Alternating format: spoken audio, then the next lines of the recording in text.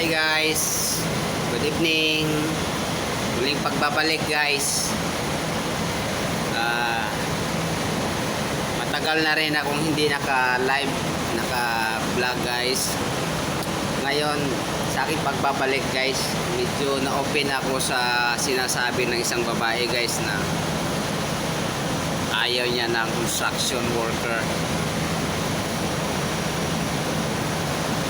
Porkit abroad o kung ano man yung katayuan niya sa buhay ngayon, naging successful man siya, hindi siya marunong lumingon kung saan siya galing. Parang ganun mga guys, ba tama rin ba?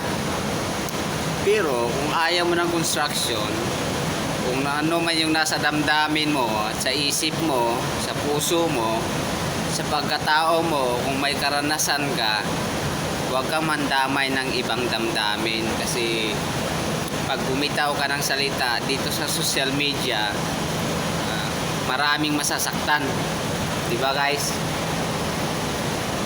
Kung mayaman ka, dapat hindi ka na rin nag-abroad. Kung maganda ka, sa feeling mo lang yan.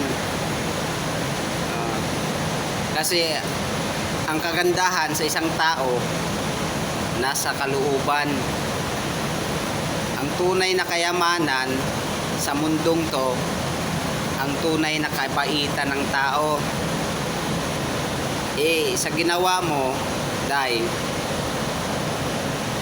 gaano ka man kapiling kaganda sa buhay mo, huwag kang pilingon kasi nakakasama ka ng loob. Ako construction worker din ako. Kahit hindi man ako yung nasamaan mo ng loob, nadadamay ako sa mga sinasabi mo. Gumising ka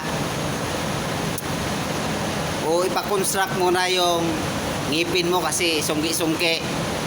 Tapos baka may karanasan ka sa construction na wasak na yung ano mo, ipakonstruct mo na rin, di ba?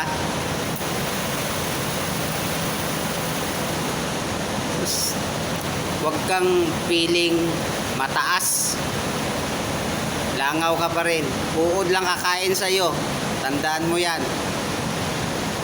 Kaya marami kang nasaktan sa mga sinasabi mo. Ako construction worker, mahirap lang din ako. Hindi ko sinabi na umangat ako sa buhay. Construction worker lang ako mahirap lang. Pero malinis ang damdamin namin mga construction worker. Kami mga mahihirap, malinis ang mga konsensya namin dahil kontento kami kung anong meron kami. Yan tandaan mo, day. Ikaw, umangat ka na nga sa buhay mo, hindi ka pa kontento, di ba? Masyado ka mapagmataas, pero wala ka namang ibubuga.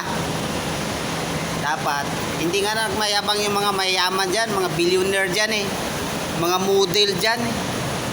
Ikaw, asan ang ganda mo man? Saan nakikita yung ganda mo man? Yung itsura mo?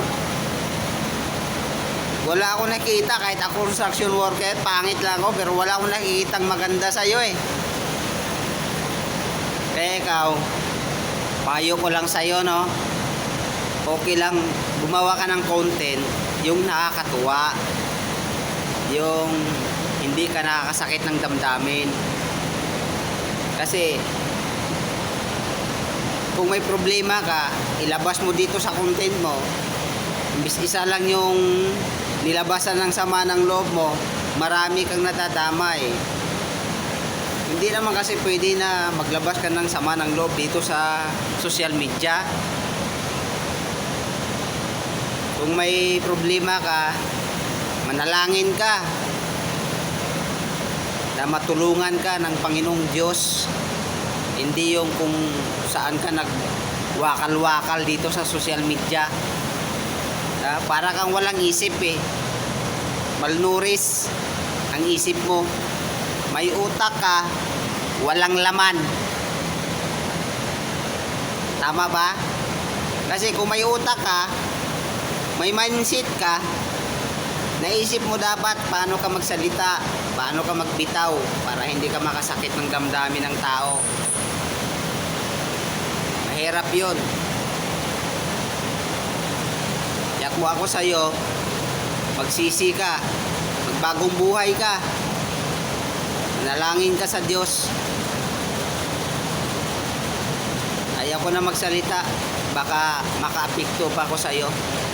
Sige, salamat guys. Thank you, bye bye.